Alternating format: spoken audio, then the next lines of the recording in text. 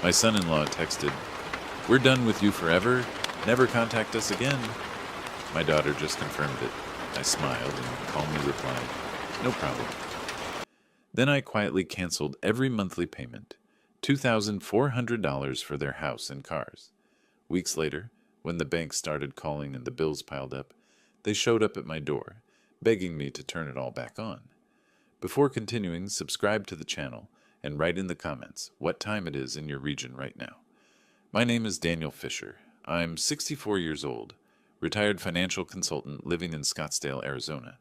Spent 38 years helping people manage their money, plan for retirement, make smart investments. Never thought I'd need to use those skills against my own family. But here we are, 6 years. That's how long I've been bankrolling my daughter Rachel's life. Rachel and her husband Sean. My beautiful little girl who used to run to the door when I came home from work, squealing, "Daddy's home." Now she barely looks me in the eye. Sean Miller, my son-in-law, 37 years old, works as a mid-level manager at some tech company in Phoenix. When Rachel first brought him home 7 years ago, I thought he was decent enough. Ambitious, polite, had that firm handshake men of my generation appreciate. He called me sir for the first 6 months. That should have been my first warning sign. Nobody's that polite unless they want something. The change started slowly, like watching rust spread across chrome. You don't notice it happening until one day you realize the shine is gone. At first, Sean would thank me profusely when I helped with their down payment. "Mr. Fisher, I don't know how to thank you. We'll pay you back, I promise." $28,000 for their house on Canyon View Lane. Still waiting on that payback, by the way. Then came the car loans, both of them. Rachel's Honda Accord and Sean's Ford F-150. "Just until we get on our feet, Dad," Rachel said, squeezing my hand across the dinner table. Her eyes were so hopeful. How could I say no? Another $680 a month, automatic withdrawal from my account. The insurance policies, the Costco membership, the medical coverage I added them to through my retirement benefits. It all seemed like what a good father does. Take care of your kids, right? Even when they're adults. Even when your gut tells you they're taking advantage. I remember the exact moment I saw Sean's mask slip. We were at a barbecue at their place, maybe 2 years ago. One of Sean's coworkers made some joke about how Rachel had married up because their house was nicer than his apartment. Sean laughed and said, "Yeah, well, when you work hard and make smart choices, good things happen." Not a word about who actually made the down payment, not a single acknowledgement. Rachel was standing right there. She heard him. She said nothing. That's when I started keeping track, not out of spite. At least that's what I told myself. Professional habit. I'm a financial consultant. I track numbers. So I created a spreadsheet. Every payment, every dollar, every small favor that turned into another monthly obligation. The total grew like a tumor. $1,450 for their mortgage, $680 for both car loans, $270 for insurance premiums, $2,400 every single month, withdrawn automatically from my retirement account. Over 6 years, I'd pumped $172,800 into their life, not including the down payment, not including the furniture I bought when they moved in, not including the emergency cash I'd given Rachel when Sean's car needed repairs, or when they wanted to renovate their kitchen, or when they decided they needed a new 75-inch television. Speaking of that television, that's what did it. That's what finally made me see the whole picture clearly, like someone had wiped the fog off a mirror. It was a Saturday evening, early March. Rachel had invited me over for dinner, a rare occurrence these days. I should have known something was off when Sean greeted me at the door with that stiff smile, the one that doesn't reach his eyes. "Hey, Daniel, come on in." Not Dad, not Mr. Fisher anymore. Just Daniel, like I was some acquaintance he tolerated. The house smelled amazing. Rachel had made pot roast, my favorite. The table was set nicely. For a moment, I let myself believe this was real, that my daughter wanted to spend time with me, that we could be a family again. Then I walked into their living room and saw it. The television was massive, mounted on the wall like a black monolith. Had to be at least 75 inches, maybe 80, the kind of screen you see in sports bars. Sean was standing in front of it, remote in hand, grinning like a kid on Christmas morning. Check this out, Daniel. Just got it installed yesterday. 8K resolution, quantum dot display, 120 Hz refresh rate. Top of the line. Costs $3,200, but totally worth it. The picture quality is insane. Rachel was watching me from the kitchen doorway, wooden spoon in her hand. Something in her expression made my chest tight. Guilt? Embarrassment? Or was she just waiting to see if I'd ruin their dinner by saying something? I kept my voice casual. Friendly, even. Wow, that's quite an investment. Must have saved up for a while for something like that. Sean's grin faltered just a fraction. Well, work bonus came through. Figured we deserved to treat ourselves. I nodded slowly, doing the math in my head. The same math I'd been doing for 6 years. That's great. Really great. Hey, random question. Did you guys ever get around to paying down those credit cards? Last time we talked, Rachel mentioned you had about $11,000 in high-interest debt. The temperature in the room dropped about 20 degrees. Rachel's face went pale.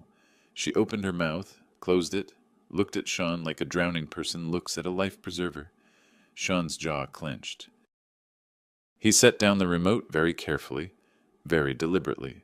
When he turned to face me, that polite mask was completely gone.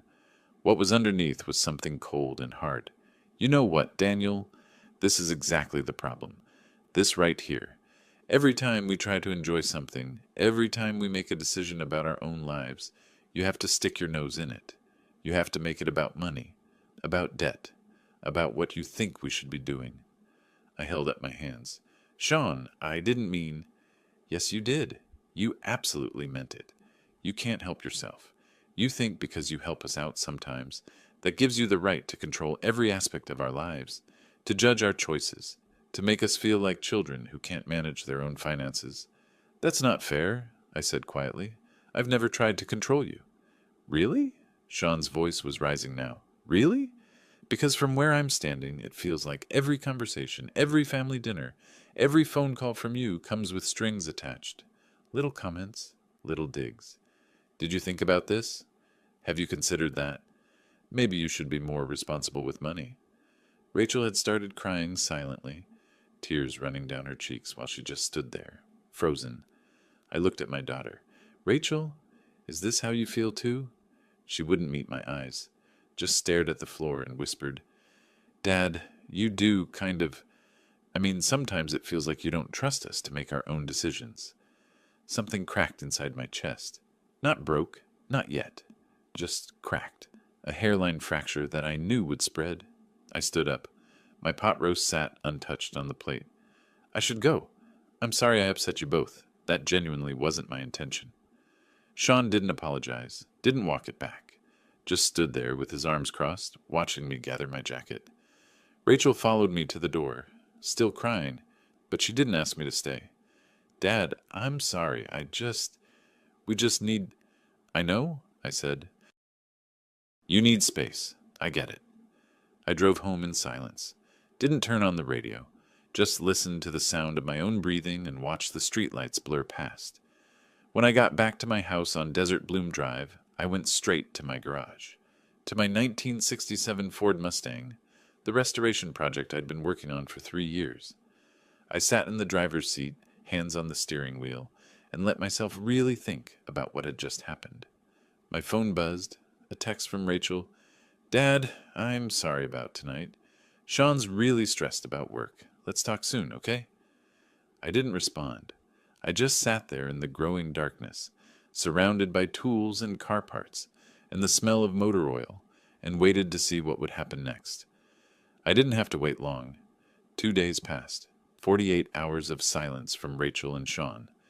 I spent that time in my garage mostly, torque wrench in hand, rebuilding the Mustang's carburetor. There's something meditative about mechanical work. Every piece has a purpose. Every bolt has its place. Nothing is arbitrary. Unlike family relationships, apparently. My phone buzzed on the workbench. Tuesday afternoon, 3:47 p.m. I wiped my hands on a shop rag and picked it up. The message was from Sean. We're done with you forever. Stop trying to control our lives. Never contact us again. We mean it. I read it 3 times. stared at those capital letters like they were some foreign language I needed to decode. Then Rachel's message came through, softer but just as final. Dad, I think it's better this way. We need space to build our own life, without constant judgment. I hope you understand. Take care of yourself. I set the phone down, picked up the carburetor jet I'd been cleaning, put it back down, looked at my phone again. The words hadn't changed.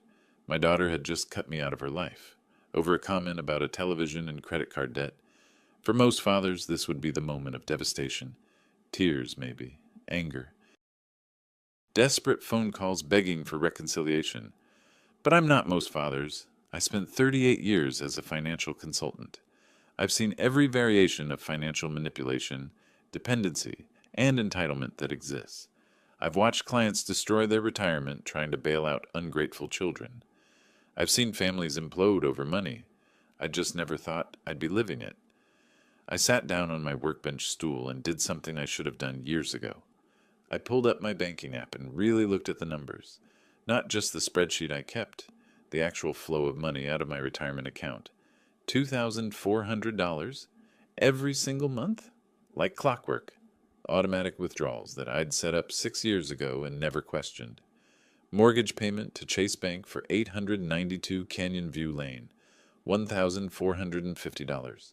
Auto loan payment for Rachel's Honda, $340.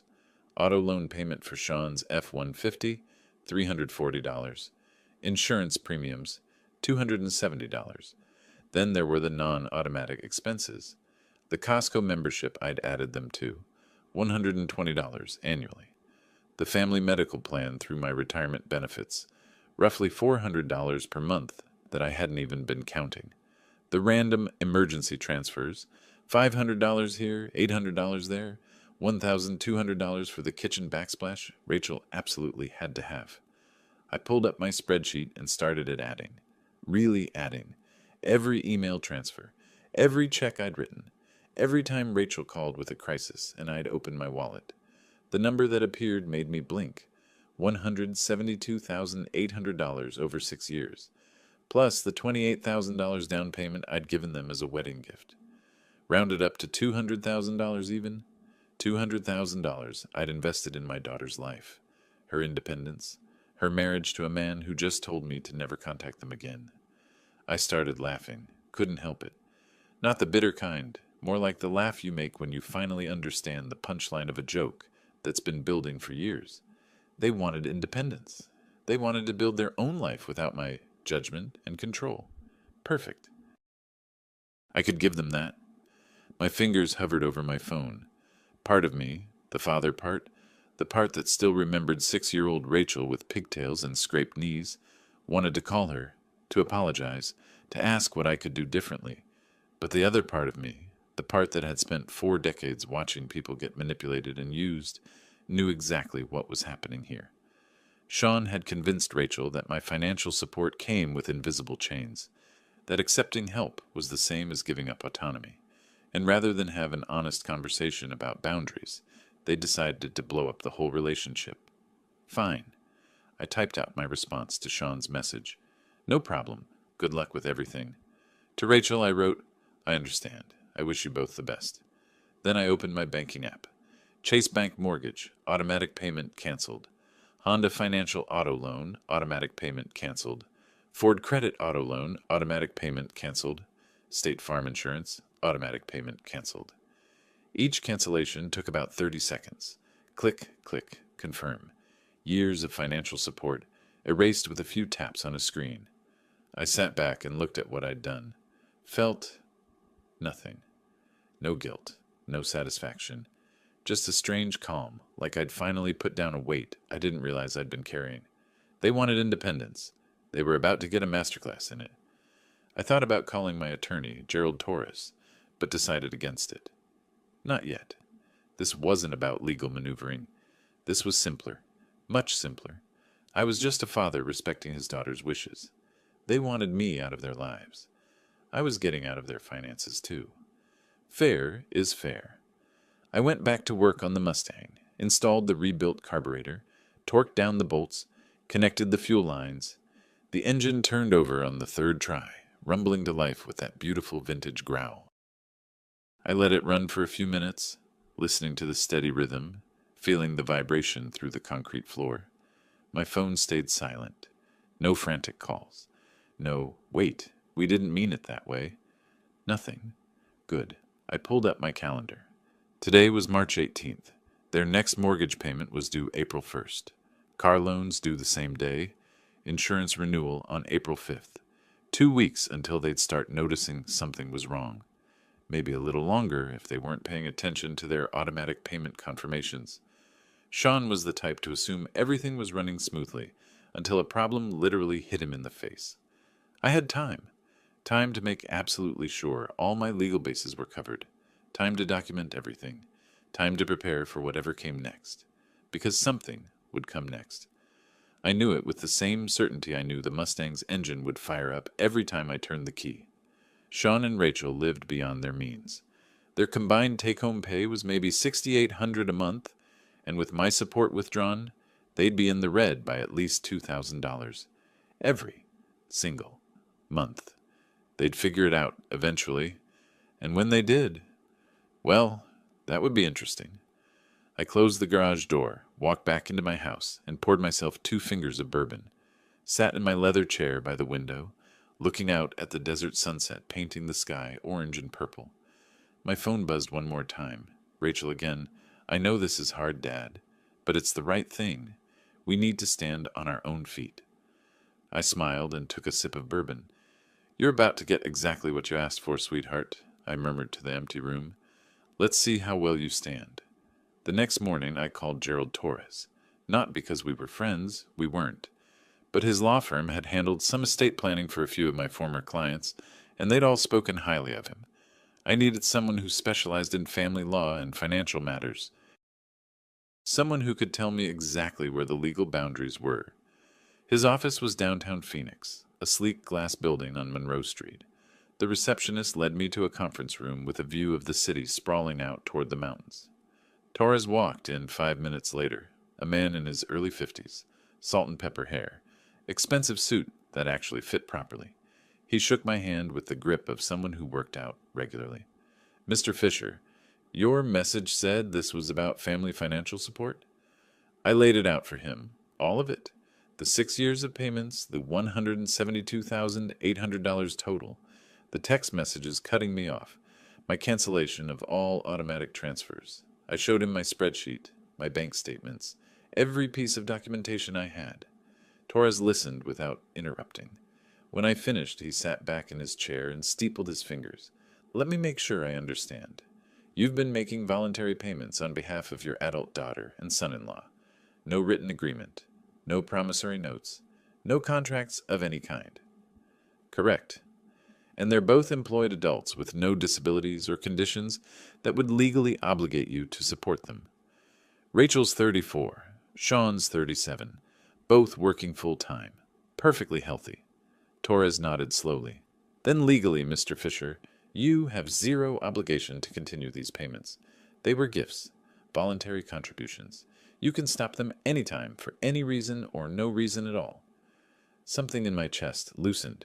You're certain? Completely. Arizona is a community property state, which affects how married couples share assets, but it doesn't create any legal duty for parents to support adult children. The fact that they explicitly told you they wanted no further contact actually strengthens your position. They severed the relationship. You're simply respecting their wishes. I smiled. Couldn't help it. So if they come back later, demanding I resume payments, they have no legal standing whatsoever. None. Torres pulled out a notepad. Though if you want my professional advice, I'd suggest documenting everything. Keep those text messages. Screenshot them, print them, save them in multiple places. Keep records of every payment you've made and when they stopped. If this turns contentious, and in my experience money disputes often do, you want an airtight paper trail. Already done, I said. I'm a financial consultant. Documentation's second nature. Good. Torres leaned forward. Mr. Fisher, may I ask what you're planning here? This feels less like a consultation and more like you're preparing for a specific outcome. I met his eyes. I'm preparing to let my daughter and son-in-law learn a valuable lesson about independence. That's all. No harassment, no threats, no illegal activity. Just removing my financial safety net and seeing what happens. Torres allowed himself a small smile.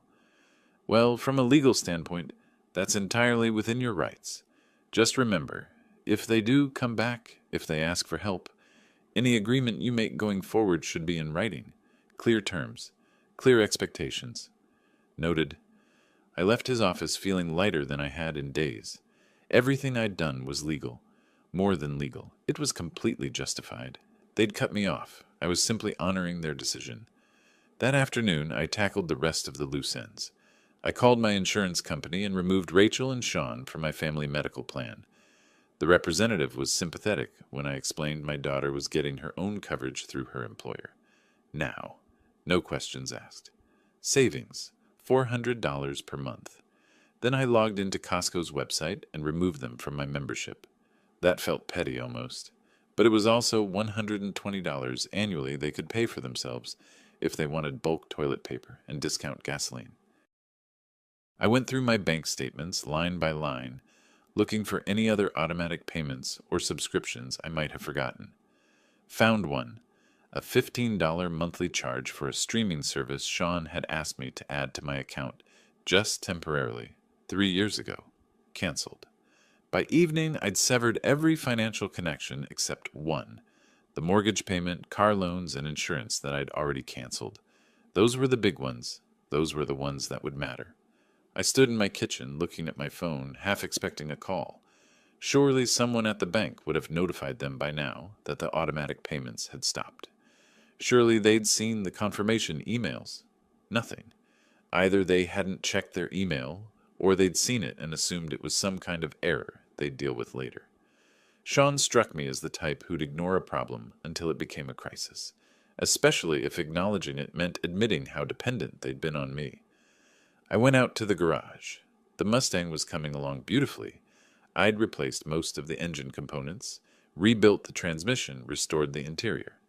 What remained was mostly cosmetic work, body panels, paint, chrome, but mechanically she was sound, strong, independent, unlike some people. The first week passed quietly, too quietly. I kept expecting my phone to ring, kept waiting for some angry text from Sean, some tearful voice message from Rachel, but there was nothing. Radio, silence. It was unnerving, actually, like watching a demolition countdown and waiting for the explosion. I filled the time with research. I wanted to understand exactly what would happen to them when the payments stopped hitting. So I looked up foreclosure timelines in Arizona, researched auto repossession laws, read through credit reporting regulations. The picture that emerged was worse than I'd imagined, or better, depending on your perspective. First missed mortgage payment, a late fee of around $75, plus a phone call from the lender. No big deal. People miss payments occasionally. Second missed payment, more late fees, more serious phone calls, a formal notice of delinquency. Third missed payment. That's when things got real. The lender would file a notice of trustee's sale. In Arizona, foreclosure could happen fast, as little as 90 days from the first missed payment to auction. The car loans would be similar but faster. Miss 2 payments, and they'd start threatening repossession. Miss 3 and a tow truck would show up in the middle of the night. I did the math. Today was the 23rd. Their mortgage payment was due on the 1st of next month, which was 9 days away. If they had enough in their checking account to cover it manually, they might squeak by for 1 month, but that would drain their cash reserves, and then the next month would come, and the month after that. Eventually the math would catch up to them. It always did. I poured myself another bourbon and sat in my leather chair, watching the sun set over the desert. The sky was doing that thing it does in Arizona, turning shades of orange and pink and purple that looked too vivid to be real. My phone sat on the side table, silent. I picked it up and scrolled through old photos. Rachel as a baby. Rachel's first day of school. Rachel at her high school graduation, beaming at the camera with her whole life ahead of her. Rachel at her wedding, 7 years ago. She'd looked so happy, so in love. I'd walked her down the aisle, put her hand in Sean's, welcomed him to our family. And now here I was, systematically dismantling the financial foundation I'd built for them. Was I doing the right thing? Or was I just a bitter old man punishing his daughter for choosing her husband over her father? I stared at that wedding photo for a long time. Then I remembered Sean's face at that barbecue. The way he'd taken credit for their success without acknowledging my contribution. The way he'd looked at me during that dinner, not with anger, but with contempt, like I was some obstacle to overcome rather than someone who'd given them everything. I remembered Rachel's text. We need to stand on our own feet. Fine, let them stand. I deleted the photo album from my favorites and set down my phone. Tomorrow, I'd go back to the garage, back to my Mustang, back to building something that would last. The mortgage payment came due on the 1st. I knew because I'd marked it on my calendar in red ink, circled it, like marking the date of an approaching storm. I spent that morning working on the Mustang's body panels, sanding down rust spots, filling in dents, methodical work that kept my hands busy and my mind focused. But every hour or so, I'd check my phone. Still nothing. Either they'd scraped together enough cash to make the payment manually, or they were about to discover a very unpleasant surprise. 3 days later, I got my answer. I was having coffee at a diner near my house, one of those old-school places with vinyl booths and waitresses who call everyone hone, when I saw her. Rachel. She was at the grocery store across the parking lot, pushing a cart toward her Honda. Even from a distance, I could see the tension in her shoulders, the way she moved with jerky, stressed motions. I watched her load groceries into her trunk. Generic brands, I noticed. Store-brand cereal, no-name pasta, the kind of shopping you do when you're counting every dollar. She didn't see me, just got in her car and drove away, and I sat there with my cooling coffee thinking about what I'd just witnessed. Rachel had never been a bargain shopper. She was a Whole Foods girl. Organic everything, premium brands. The fact that she was at a budget grocery store buying generic products told me everything I needed to know. They were feeling the squeeze. The thought should have made me feel something. Guilt, maybe. Satisfaction, but mostly I just felt curious, like a scientist watching an experiment unfold. I paid for my coffee and drove home. Spent the afternoon online researching the next phase. Because if they were going to come crawling back, and they would, eventually, I needed to be ready. I started with property law, specifically quitclaim deeds. It's a legal instrument that transfers ownership of property from one party to another. No warranties, no guarantees. Just a simple transfer of whatever interest the grantor has. In other words, if I wanted to, I could make helping them conditional on them signing over the deed to their house. It would be legal. It would be binding. And it would teach them a lesson they'd never forget about the real cost of independence. But I wasn't there yet. That was thinking too far ahead. I called another lawyer, not Torres this time, but a real estate attorney named Morrison, whose name I'd found online. Made an appointment for the following week to discuss options. Just exploring possibilities. Just being prepared. The weekend came and went. Still no contact from Rachel or Sean. I drove past their house on Sunday afternoon. Told myself I was just taking a different route to the hardware store. Their cars were both in the driveway. The lawn needed mowing. The garbage cans from trash day were still on the curb, even though pickup had been 2 days ago. Small things. Signs of stress creeping in. On Monday morning, I received an email from Chase Bank. Not to me personally, it was one of those promotional emails they send to customers. But I'd set up the mortgage payments through my account, which meant I was still on their mailing list for that property. The email's subject line, "Reminder, your payment is past due." So they'd missed it. They hadn't scraped together the money. The mortgage payment for 892 Canyon View Lane was officially late. I deleted the email and went back to my coffee. That afternoon, my neighbor Trevor stopped by. Trevor King, former police officer, retired about the same time I did. We weren't close friends, but we'd shared beers on the back patio a few times, talked about sports and retirement and the general state of the world. "Hey, Daniel, got a minute?" "Sure. What's up?" Trevor scratched the back of his neck, looking uncomfortable. "Look, this might be none of my business, but I ran into your daughter yesterday. At the bank. She looked rough, man, like she'd been crying. And when she saw me, she practically ran the other way." I kept my expression neutral. We're going through a difficult patch. Yeah, I figured. She mentioned something to the teller about missed payments. I wasn't trying to eavesdrop, but it was a small branch, and Trevor trailed off. You doing okay? I'm fine, Trevor. Thanks for asking. He studied me for a moment, cop instincts still sharp, even in retirement. All right, just wanted to check. You know where to find me if you need anything. After he left, I stood in my driveway for a long time, thinking. Rachel had been at the bank, trying to sort out the missed payment, which meant she'd discovered that automatic payment was canceled, which meant she knew I'd done this deliberately, and she still hadn't called. Pride. That's what it was. She and Sean had burned the bridge, told me never to contact them, and now they couldn't bring themselves to admit they needed my help. They were probably scrambling, trying to figure out how to make up the difference without asking the father they'd cut off. Good. Let them scramble. I went back inside and made dinner. Grilled chicken, roasted vegetables, a glass of red wine. Ate it slowly, savoring each bite. My phone sat on the table, screen dark. That night, I pulled out a legal pad and started making notes. Not a plan exactly, more like a framework, a set of principles for when they inevitably came back. First, any help I provided would be documented. Contracts, clear terms, no more handshake agreements or verbal promises. Second, there would be consequences for their behavior.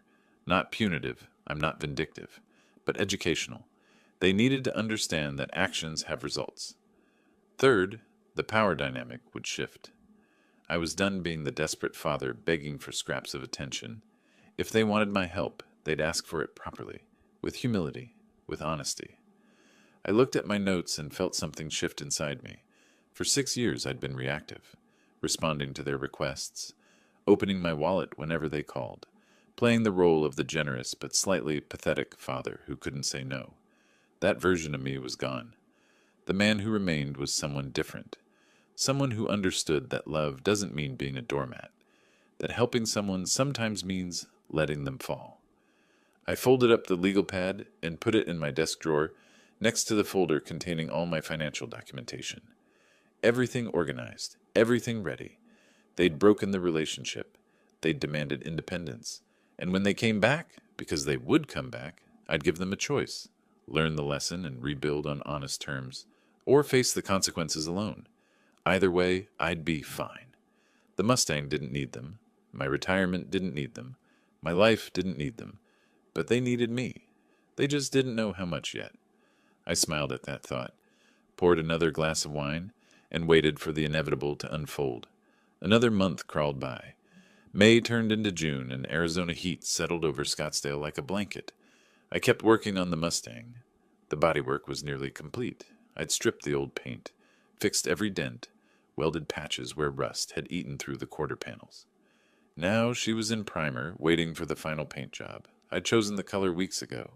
Guardsman blue, same as the original 1967 model. Classic, honest. Unlike certain people in my life. My phone rang one afternoon while I was wet sanding the hood. Unknown number. I almost didn't answer, but something made me pick up. Mr. Fisher? This is Linda Wright from Chase Bank. I'm calling about the property at 892 Canyon View Lane. I set down my sanding block. Yes? Our records show you as the primary contact for automatic payments on this mortgage. Those payments stopped approximately 2 months ago. The account is now 3 payments in arrears, totaling $8,750, plus late fees and penalties. We've attempted to contact the homeowners multiple times, but I'm not the homeowner, I said calmly. That would be Rachel Miller and Sean Miller. They're my daughter and son-in-law. I was helping them with payments as a gift, but that arrangement has ended. A pause. I could hear typing. I see. The thing is, Mr. Fisher, the automatic payment was set up through your account, so you're still listed as... I canceled those payments. If Rachel and Sean want to continue paying their mortgage, they'll need to set up their own payment method. I'm no longer involved. More typing. Then carefully. Mr. Fisher, I should inform you that we've filed a notice of trustee's sale. The property is scheduled for foreclosure auction on July 15th, unless the full arrears amount is paid. If you have any influence with the homeowners, I don't. Good luck with your collection efforts. I hung up and looked at my phone. July 15th. That was 5 weeks away. The clock was ticking louder now. That evening, my phone buzzed. A text from Rachel. Dad, please, I need to talk to you. It's important. I stared at the message for a full minute, then typed back, I respect your decision about independence. Good luck. Immediately, 3 dots appeared. She was typing. The dots disappeared. Appeared again. Disappeared. Finally, Dad, I know you're angry, but we're in real trouble. The bank is threatening to take our house. We can't afford the payments without... We didn't realize... I watched the screen, waited. Please call me, please. I turned off my phone and went to the garage. Spent the next 2 hours applying primer to the Mustang's doors. Smooth, even coats. Taking my time, getting it perfect. The next day I drove past their house again. This time I saw something different. One of their cars was gone. The Honda. Rachel's car. In the driveway sat only Sean's F-150, and even that looked different somehow. Dirty. Neglected. I didn't stop, just noted the detail and kept driving. Trevor caught me the following weekend while I was mowing my lawn. Hey, Daniel, you hear about your daughter's car? I shut off the mower. No. What about it? Got repossessed. Thursday night.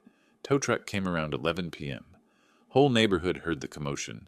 Sean came running out in his pajamas, yelling at the driver. Rachel was crying on the porch. Trevor's face was troubled. Man, I know you two are having issues, but that's rough. They made their choices, I said. I'm respecting those choices. Trevor looked at me for a long moment. Sure, just if you need to talk, you know where I am. After he left, I stood in my driveway, garden hose in hand, watering the desert plants that didn't really need watering. 1 car down, the financial vice was tightening. I went inside and pulled out my legal pad, added a new note to my framework. Quitclaim deed, non-negotiable. House ownership transfers to me. They can live as tenants. It was harsh. I knew it was harsh. But they demanded independence, and independence meant consequences. My phone buzzed again that night, Sean this time. Daniel, we need to talk, man to man. This has gone too far. I almost laughed. Man to man. Now he wanted to have a conversation. After telling me we were done forever. I typed back, you told me never to contact you. I'm honoring that request. His response came fast. That was a mistake. I was angry. We both were. But we can work this out. We just need some help getting caught up on payments. Temporary help. Temporary. Always temporary with Sean. I wish you both the best, I replied, but I'm not in a position to help. That was a lie, of course. I had plenty of money. My retirement was solid. My investments were sound. My pension covered all my expenses with room to spare. I absolutely could help them. I just wasn't going to. Not yet. Not until they learned what they needed to learn. Sean's next message was longer. Fine. Be that way. But you should know. Rachel cries every night. She barely eats. She thinks this is all her fault. Your own daughter is falling apart, and you don't even care. What kind of father does that? I read that message 3 times. Each time I felt a different emotion. Guilt. Anger. Then something colder. Clearer. I typed carefully. What kind of daughter tells her father she's done with him forever? What kind of son-in-law sends a message in all caps saying never to contact them again? You both made this choice. I'm giving you exactly what you asked for. A life independent of me. Congratulations. I blocked Sean's number. Then after a moment's hesitation, I blocked Rachel's too. They needed to understand that words have consequences, that you can't burn bridges and then expect to walk back across them whenever it's convenient. The house was very quiet after that. 3 weeks later, on a Wednesday afternoon, I was in the garage finishing the Mustang's final paint coat when I heard a car pull up outside. Not in my driveway, on the street. Engine running, voices. I walked to the garage door and looked out. A tow truck was parked in front of my house, and behind it, being loaded onto the flatbed with mechanical efficiency, was Sean's F-150. Sean himself was standing on the sidewalk in his work clothes, wrinkled khakis and a button-down shirt that looked like he'd slept in it. His face was red, veins standing out on his neck as he shouted at the tow truck driver, "You can't do this! I have rights! I'm only 2 payments behind." The driver, a thick-shouldered man in coveralls, didn't even look at him. Just worked the hydraulics, tilting the flatbed, securing the truck with practiced ease. 3 payments, the driver said calmly, and we sent 4 notices. You're lucky we didn't come sooner. I need that truck for work. How am I supposed to get to work? Not my problem, buddy. Take it up with Ford Credit. I watched Sean's face cycle through emotions, rage, desperation, and finally something that looked like defeat. His shoulders slumped. His hands fell to his sides. Then he turned and saw me standing in my garage. Our eyes met across the distance, 30 yards maybe, but it felt like miles. Sean's expression changed. The defeat morphed into something uglier. His face twisted and he started walking toward me, fast, aggressive. "This is your fault," he shouted. "You did this. You're destroying our lives because your pride got hurt." I didn't move, just stood there, shop rag in hand, and waited. Sean stopped at the edge of my driveway, smart enough not to actually step onto my property at least. He was shaking, I noticed, hands trembling, sweat on his forehead despite the early evening cool. "All you had to do was keep helping us," he said, voice cracking. "Just keep doing what you'd been doing. But no, you had to make a point. You had to punish us for wanting our own life." "I gave you your own life," I said quietly. "This is what it looks like. This isn't independence. This is sabotage. You canceled everything. The house payments, the car payments, the insurance, everything. You left us with nothing. I left you with exactly what you brought to the relationship. Your jobs, your salaries, your ability to stand on your own feet, like Rachel said you wanted to do." I paused. "How's that working out?" Sean's face went from red to almost purple. "You smug son of a—" "Careful," I said. "You're on my property line. And Trevor over there." I nodded toward my neighbor's house, where Trevor had conveniently appeared on his porch. "Is a retired cop who'd be happy to report any threats you make." Sean glanced at Trevor, looked back at me. His jaw worked like he was chewing glass. "We're going to lose the house," he said finally, voice flat, dead. "Auctions in 3 weeks. We've maxed out our credit cards trying to make payments, borrowed from friends, sold everything we could sell. We have nothing left, Daniel. Nothing. And you know what? You win. Okay? You win. Is that what you wanted to hear?" Behind him, the tow truck pulled away, carrying his F-150 into the sunset. Sean didn't even turn to watch it go. "I don't want to win," I said. "I want you to understand something very simple. When you tell someone you're done with them forever, you don't get to come back when it's convenient. You don't get to demand they save you from consequences you created. We didn't create this. You did. No, Sean, I created a safety net. You cut it, and now you're surprised you're falling." I folded my arms. "Where's Rachel?" Something in his face shifted, crumbled. "Home. Crying. Again. She wanted to come here to beg you, but I told her I'd handle it, that I could fix this." He laughed, bitter and broken. "Can't even do that, right?" For just a moment, just a flicker, I felt something like sympathy. He looked so lost, so completely out of his depth. This was a man who'd spent 6 years coasting on someone else's generosity and never once stopped to consider what would happen if it ended. Then I remembered his text message. "We're done with you forever." The sympathy evaporated. "Tell Rachel I hope she finds her independence," I said. "You both wanted it so badly. Now you have it." I turned and walked back into my garage. Behind me, I heard Sean make a sound, half sob, half shout. But he didn't follow. A minute later, I heard footsteps on the street, fading away. Trevor appeared in my garage doorway 5 minutes later. "That was cold, Daniel." "That was necessary," I replied, picking up my paintbrush. "They needed to learn." "Learn what? How to be homeless?" I looked at him. "Learn that actions have consequences. Learn that independence means more than just not having someone ask questions about your spending. Learn that you can't treat people like ATMs and then act surprised when they close the account." Trevor shook his head. "Your daughter's suffering because of this." "My daughter made a choice. She chose her husband's pride over her father's support. I'm respecting that choice." I dipped the brush in Guardsman blue paint. "She knows where I live, Trevor. If she wants help, she knows how to ask for it. What if she's too proud to ask? Then she's more like me than I thought." I applied paint to the Mustang's quarter panel, smooth, even strokes, and eventually pride won't be enough to keep the lights on. Trevor left, shaking his head. I finished painting until the light faded, then cleaned my brushes and closed the garage door.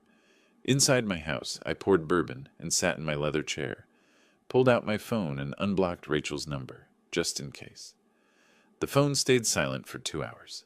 Then at 9:47 p.m. it rang. Rachel's name appeared on the screen. I let it ring twice, 3 times. On the 4th ring, I answered. "Hi, Rachel." Silence, then crying. Soft, broken sobs that made something in my chest hurt despite everything. "Dad," she whispered finally. "Please, we need help. I'm so sorry. We were so stupid. Please." I closed my eyes. "Are you ready to listen to my terms?" "Yes. Anything. Just please don't let us lose our house." "I'll think about it," I said. "I'll call you tomorrow." I hung up before she could respond. Set the phone on the table and took a long drink of bourbon. Tomorrow I'd lay out my conditions. The quitclaim deed, the financial oversight, the written apology from Sean. Tomorrow, the real lesson would begin. Tonight, I'd let them think about how close they were to losing everything. The Mustang sat in the garage, gleaming in fresh blue paint, almost restored, almost complete, just like my plan. I called Rachel the next morning at exactly 10 a.m., let her wait the full 12 hours I'd promised. When she answered on the first ring, her voice was hoarse, like she'd been crying all night. "Dad, come to my house today," I said. "You and Sean, 2 o'clock. We'll talk." "Thank you. Thank you so much. We'll be there." I hung up. Didn't need to hear the gratitude. Not yet. They hadn't earned it. I spent the next few hours preparing. Not physically. The house was clean. The coffee was made. But mentally, running through what I was going to say. How I was going to say it. This conversation would set the tone for everything that came after. I also made a phone call to Gerald Torres. "Mr. Fisher, I was wondering when I'd hear from you again. I need you here this afternoon, 2:30, my house, and I need you to bring a quitclaim deed form for 892 Canyon View Lane in Scottsdale."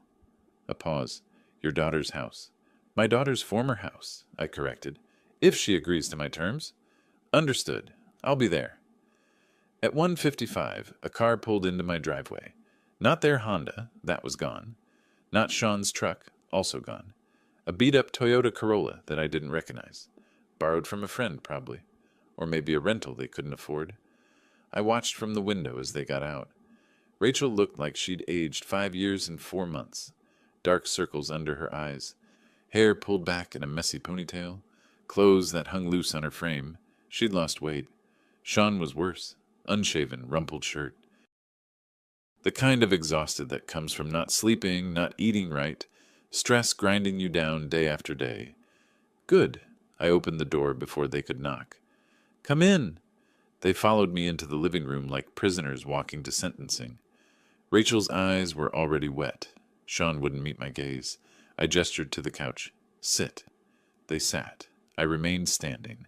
Power dynamics matter in negotiations, and this was definitely a negotiation. "So," I said, "you need help." Rachel nodded, tears spilling over. "Dad, we're so sorry. We were wrong. Sean was wrong to send that message, and I was wrong to support it. We didn't understand." "You didn't understand that I was paying for your entire life?" I kept my voice level, clinical. "Because I find that hard to believe, Rachel. You're not stupid. You knew the money was coming from somewhere." Sean finally spoke, voice rough. "We thought we were contributing. We thought the payments were split or something. We didn't realize it was all you. Every single payment." I laughed, actually laughed. "You thought you were paying half a mortgage on a house you could barely afford on your own salaries. You thought you were paying for 2 car loans while maxing out credit cards? Come on, Sean. You knew. You just didn't want to acknowledge it because that would mean admitting you were completely dependent on me." His jaw clenched, but he didn't argue. Couldn't argue. "The auction is in 2 weeks," Rachel whispered. "The bank said if we don't pay the full amount, 8750 plus penalties, they'll sell our house. We've tried everything. Borrowed from everyone we know. Maxed every card. We have nowhere left to turn. Except me. Except you." She looked up, and the desperation in her eyes was almost painful to see. "Please, Dad, I know we don't deserve it. I know we were terrible to you. But please, we'll do anything. We'll pay you back. We'll... Stop. I held up a hand. Let's be very clear about something. You won't pay me back. You can't. Even if you dedicated every spare dollar to it, at your current income, it would take you decades to repay what you owe me. And that's assuming I didn't charge interest. Sean's face went pale. How much do we owe you? I pulled out a folder from the side table. Opened it. Inside was my spreadsheet, printed and highlighted. 6 years of payments, broken down by category. Total financial support provided, $200,800. That's the down payment, monthly mortgage payments, car loans, insurance, medical coverage, Costco membership, streaming services, and various emergency cash transfers. Not including the furniture I bought you, or the wedding gift, or countless dinners I paid for. I set the spreadsheet on the coffee table between us. They stared at it like it was a death sentence. Now, I continued, your current debt situation, mortgage arrears, $8,750, credit card debt, $18,600, personal loans from friends, approximately $3,000 based on what Sean mentioned to Trevor. Plus, you've lost both cars, so you'll need transportation. Total immediate financial crisis, roughly $31,200. Rachel was crying openly now. Sean looked like he might be sick. I can help you, I said. But understand this. Helping you will cost me money I don't have to spend. Money I could use for my retirement, my hobbies, my life. So if I'm going to do this, it's going to be on my terms. Non-negotiable terms. Do you understand? They both nodded, too broken to do anything else. Good. I checked my watch. My attorney will be here in 20 minutes to make this official. Until then, I'll explain what's going to happen. I sat down in my leather chair, facing them across the coffee table. This was the moment I'd been building toward for months. The moment when the power balance shifted permanently. Here are my conditions, I said. 3 of them. You will agree to all 3 or you get nothing from me. Clear? Clear, Sean said. Rachel just nodded. First condition, I will pay off all your debts. The mortgage arrears, the credit cards, the personal loans, $31,200 total. I will also provide you with a used car, nothing fancy but reliable transportation. In exchange, you will sign a quitclaim deed, transferring full ownership of 892 Canyon View.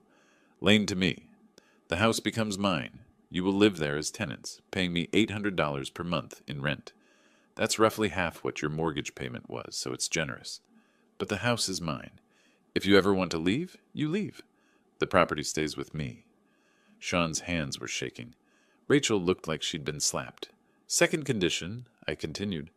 Every month you will provide me with a complete financial report. Every purchase, every bill, every dollar spent. I want receipts. I want bank statements. I want total transparency. You wanted to prove you could stand on your own feet? Fine. Show me.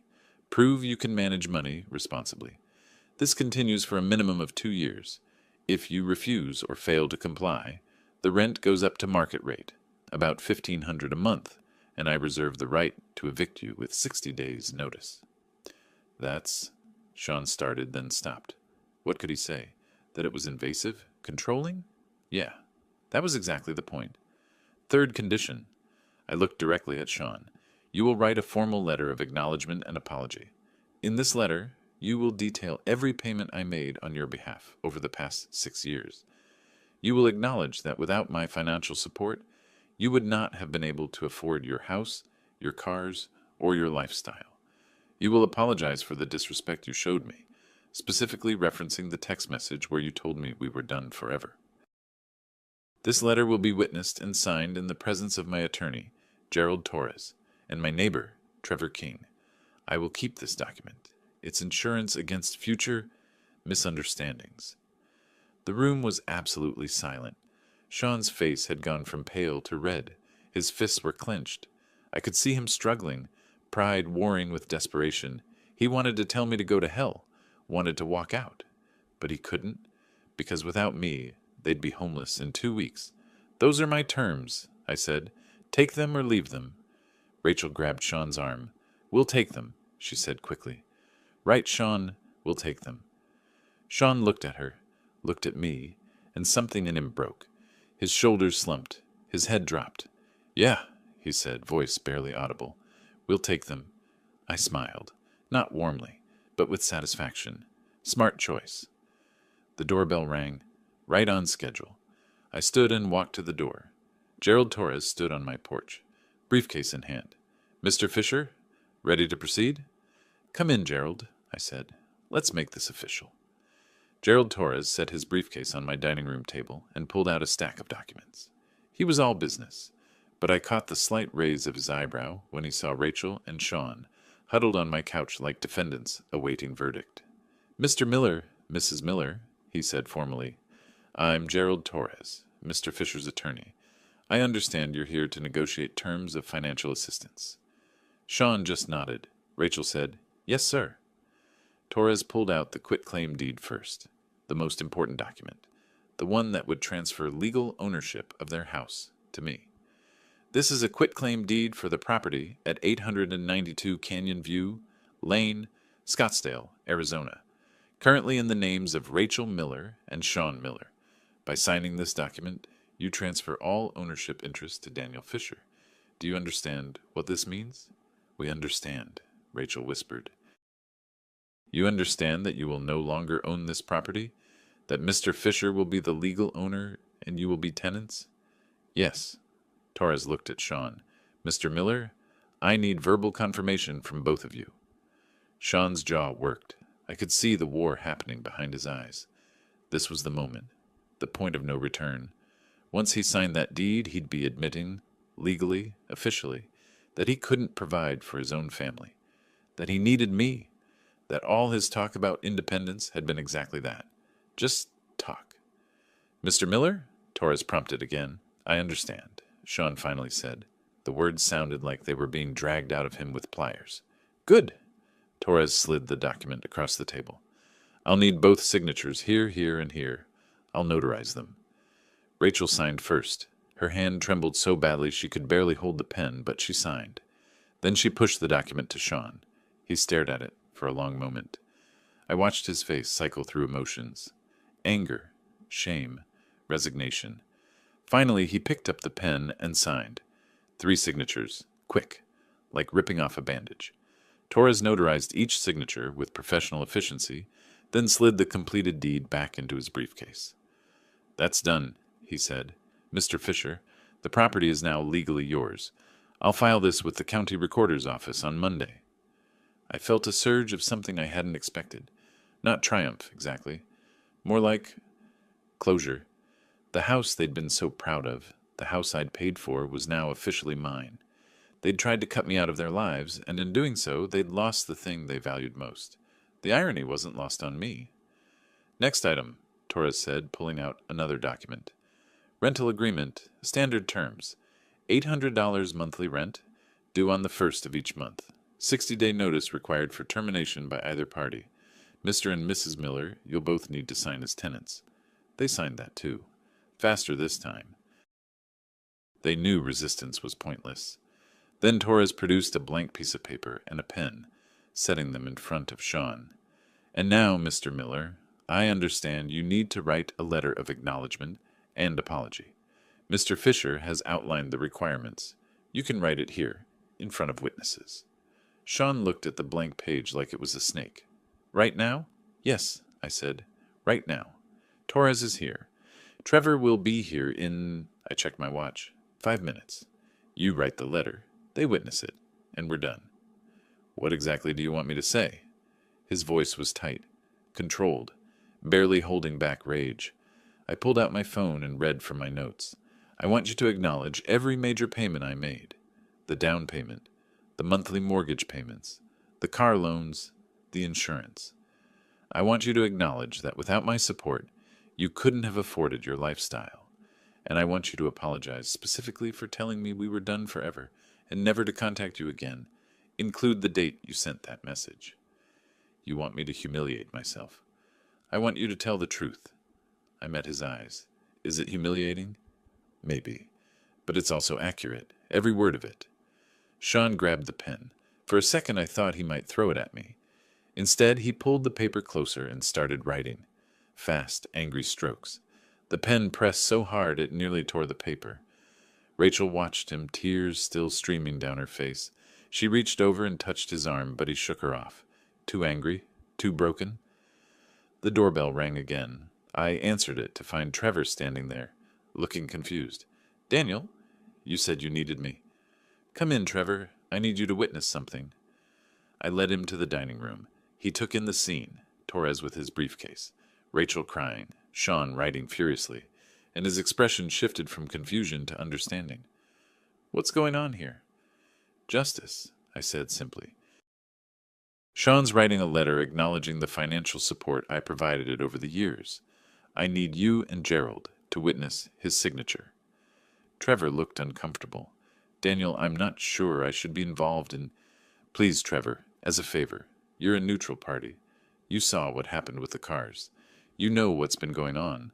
I just need you to witness that Sean wrote this of his own free will and that I didn't coerce him." Trevor sighed. "All right, but only because I think you're both acting like fools, and maybe this will finally end it."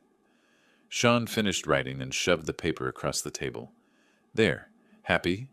I picked it up and read it. The handwriting was angry, sharp angles, heavy pressure, but the words were all there. "To whom it may concern, I, Sean Miller, acknowledge that from 2019 to 2025, Daniel Fisher provided substantial financial support to myself and my wife, Rachel Miller.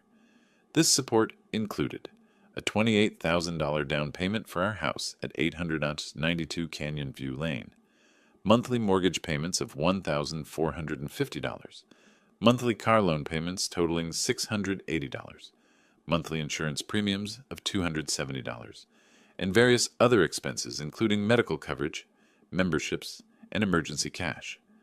Without Mr. Fisher's financial support, we would not have been able to afford our house, our vehicles, or our lifestyle.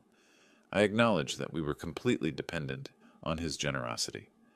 On March 18th, 2025, I sent Mr. Fisher a text message stating, 'We're done with you forever.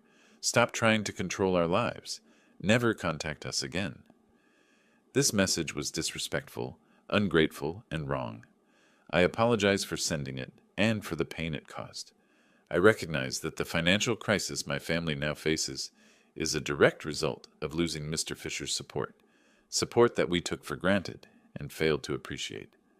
Signed, Sean Miller." It was perfect. Bitter, angry, but perfect. Every word I'd wanted was there. "Sign it," I said. "Date it. Torres and Trevor will witness." Sean signed. Torres and Trevor signed beneath his signature as witnesses. Torres took a photo of the completed letter with his phone, then handed the original to me. "For your records, Mr. Fisher." I folded the letter carefully and slid it into my folder, right next to my spreadsheet, right next to all the bank statements and payment records, complete documentation of their dependence, their ingratitude, their fall, and their submission. "We're done here," I said. "Gerald, thank you. Trevor, I appreciate you coming. Sean, Rachel, I'll transfer the money to pay off your debts by Monday. The bank will have the foreclosure stopped. You can pick up your rental car on Tuesday. I'll text you the address of the dealership. Keys will be waiting." Rachel stood up suddenly. "Dad, thank you. Thank you so much.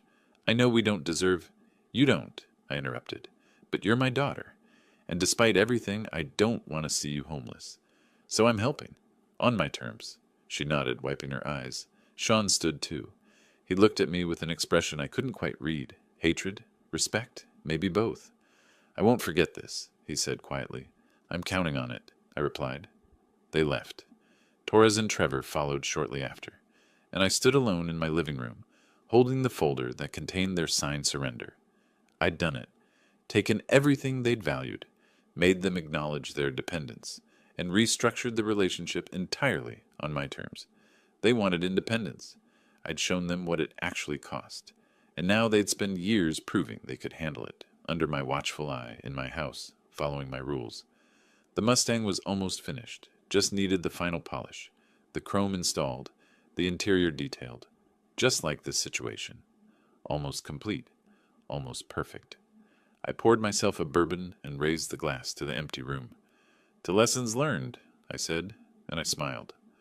The next morning I transferred the money. All of it. $31,200 from my retirement account into various creditor accounts. Chase Bank for the mortgage arrears. 3 different credit card companies.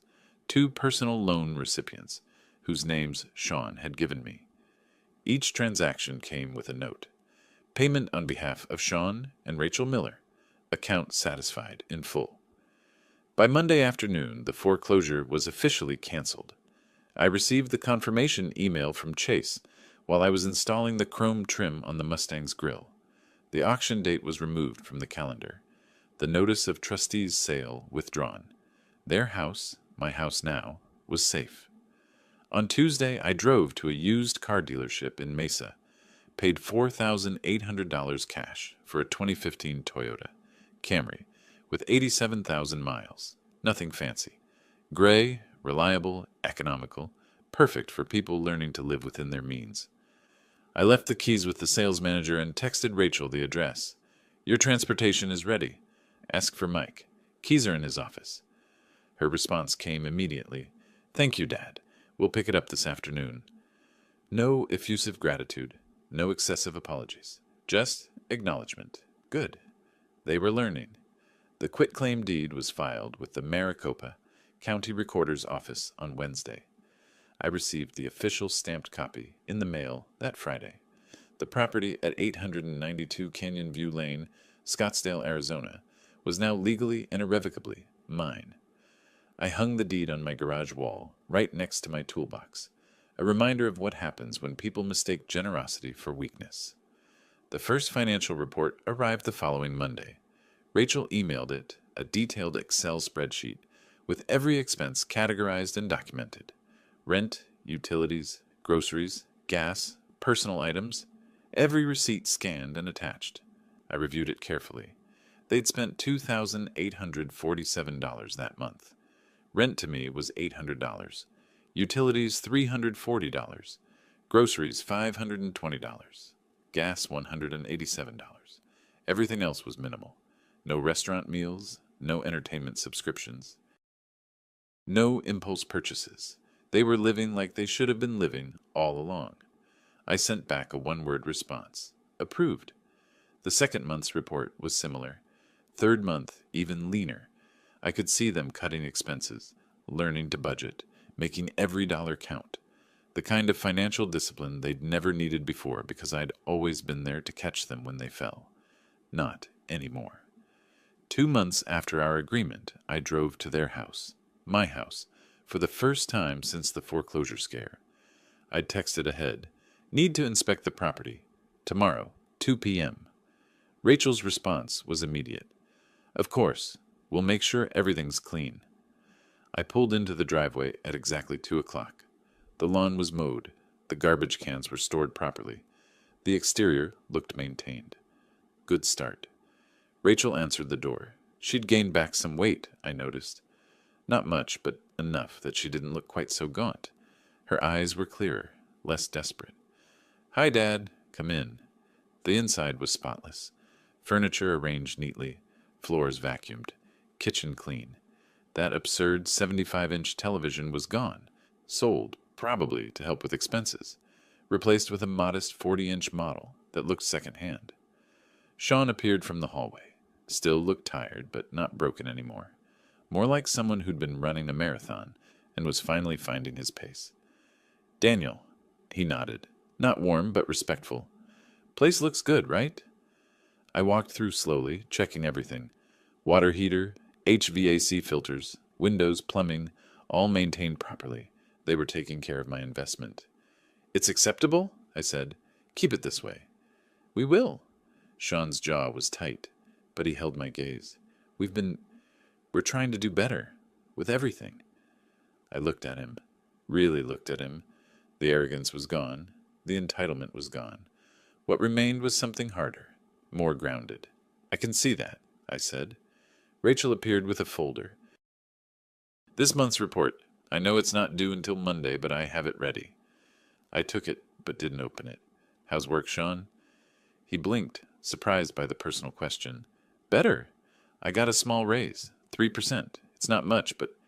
It's something you earned yourself, I finished. That's what matters. Something in his expression shifted. Not quite a smile, but close. Yeah, he said quietly. Yeah, it is.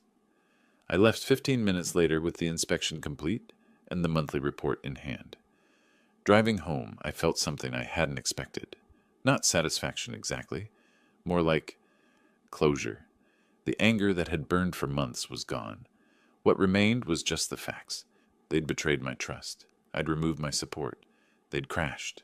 And now they were rebuilding on their own terms, with the safety net I'd chosen to provide.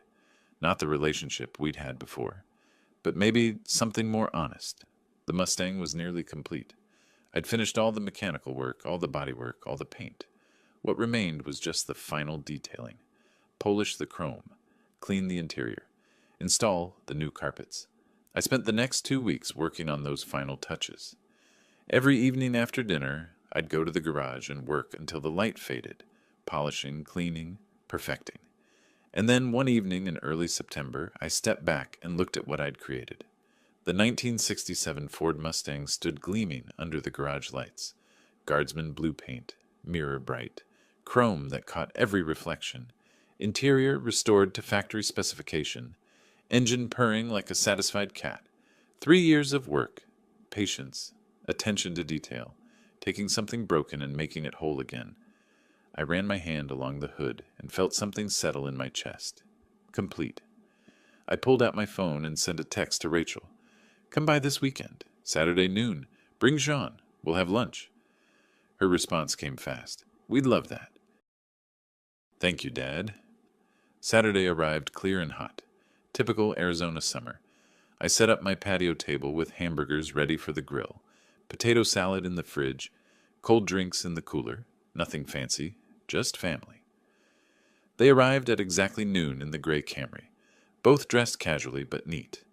Rachel had brought a homemade dessert, apple pie. Sean carried a 6-pack of beer, though he set it down carefully when he saw my expression. Just thought, if you wanted, he trailed off.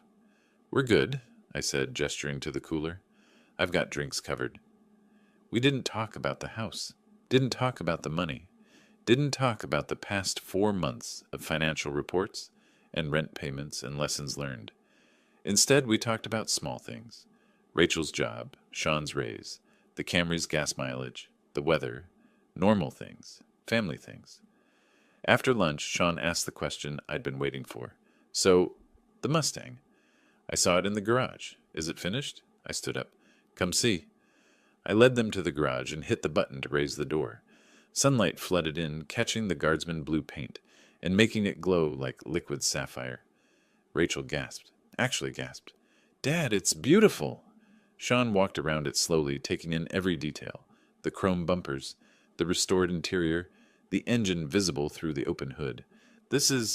Daniel, this is incredible. How long did this take you? 3 years. I opened the driver's door, bought it as a rust bucket, rebuilt it piece by piece. Engine, transmission, suspension, body, interior, everything. Can I... Sean gestured hesitantly at the engine.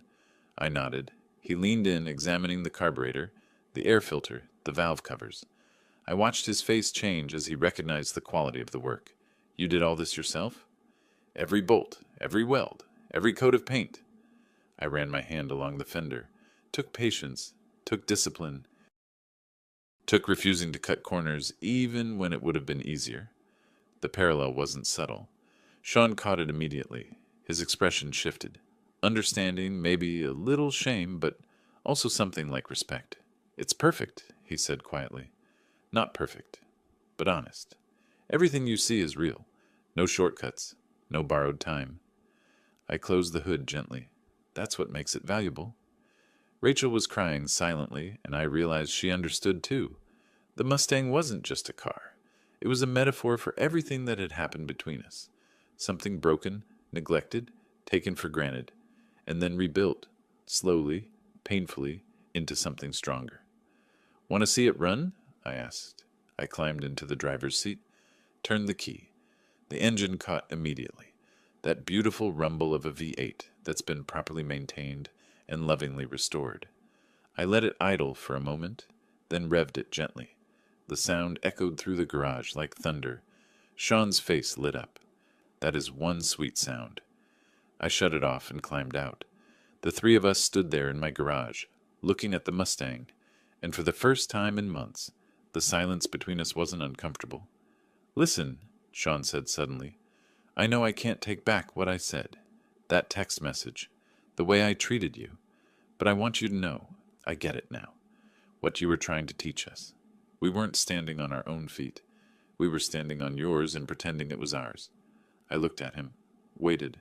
"The rent we pay you now, the financial reports, the letter I wrote." He swallowed hard. "At first I hated it. Hated you for making me do it. But now I understand. You weren't trying to control us. You were trying to make us grow up." "Took you long enough," I said, "but there was no heat in it." Rachel stepped forward. "Dad, I'm so sorry. For choosing Sean's pride over your feelings. For letting him convince me you were the problem when really we were just spoiled and ungrateful." "Yes, you were," I agreed. "But you're learning. The reports show it. The way you're maintaining the house shows it. The fact that you're here trying to rebuild this relationship on honest terms, that shows it too." I walked over to my workbench and pulled out the folder. The same folder that held the quitclaim deed, the financial records, and Sean's letter of apology. I opened it and looked at that letter one more time. Sean's angry handwriting, every word admitting his dependence, every line acknowledging what he'd taken for granted. I could have held this over him forever. Could have used it as a weapon any time he stepped out of line. Could have made sure he never forgot his humiliation. Instead, I folded it carefully and handed it to him. "Here, this is yours now." Sean stared at the letter like it might explode. "What?" "The lesson is over. You've learned it. Both of you have. I don't need to hold this anymore." I closed the folder. "But I'm keeping the deed to the house. That doesn't change. The house is mine. You're still tenants. That's the permanent consequence of your choices." Sean opened the letter, read his own words, then slowly tore it in half, then in quarters, then into small pieces that he let fall into my garage trash can. "Thank you," he said. Rachel hugged me then, tight, like she used to when she was little. I let her, one hand awkwardly patting her back. "We'll keep sending the reports," she said into my shoulder, "and paying rent on time, and taking care of the house. I promise. I know you will." I gently extracted myself from the hug. "Because if you don't, you know exactly what I'm capable of." Sean actually laughed at that, a real laugh. Yeah, we definitely know." They stayed another hour. We sat on my patio, drinking iced tea, watching the afternoon shadows lengthen across the desert landscape. The conversation was easier now, less forced. We weren't the family we'd been before. That family was gone, built on a foundation of unspoken obligations and unacknowledged dependence. But maybe we could be something better, something honest. When they finally left, Rachel hugged me again at the door. "Love you, Dad." "Love you too, sweetheart." Even Sean shook my hand. "See you next month for the inspection." "I'll be there." I watched them drive away in the gray Camry. No fancy cars anymore. No lifestyle they couldn't afford. Just two people living within their means, learning to appreciate what they had instead of always wanting more. The lesson had been harsh, but it had been necessary. I went back to my garage and looked at the Mustang one more time. Then my eyes drifted to the wall where I'd hung the quitclaim deed. Legal proof that their house, the house I'd paid for, the house they'd taken for granted, was now mine. They'd tried to cut me out of their lives, tried to have independence without responsibility, tried to take everything I'd given and give nothing back, and in response, I'd taken the one thing they valued most and made it mine, not out of cruelty, not out of revenge, out of justice. They lived in my house now, followed my rules, proved themselves month by month with those financial reports, and slowly, so slowly, they were becoming the kind of people who deserved help, who understood that generosity isn't weakness, that support comes with gratitude. That family means mutual respect, not just one-way obligation. I poured myself a bourbon and sat in my leather chair, looking out at the desert sunset. The sky was doing that Arizona thing again, painting itself in impossible colors. My phone buzzed, a text from Rachel. "Thanks for today, Dad. It meant more than you know." I smiled and typed back, "Same time next month." The Mustang sat in my garage, fully restored. The deed hung on my wall, permanent proof of lessons learned. And somewhere across town, my daughter and son-in-law were living in my house, building a life on honest terms, finally understanding what independence really costs. I'd won, not by destroying them, but by teaching them. And that, I thought, taking a sip of bourbon, was the sweetest victory of all. The Mustang gleamed under the garage lights, complete, perfect, honest, just like justice should be. If you like this story, please like this video, subscribe to the channel, and share your impressions of this story in the comments. To listen to the next story, click on the box on the left. Thank you for watching,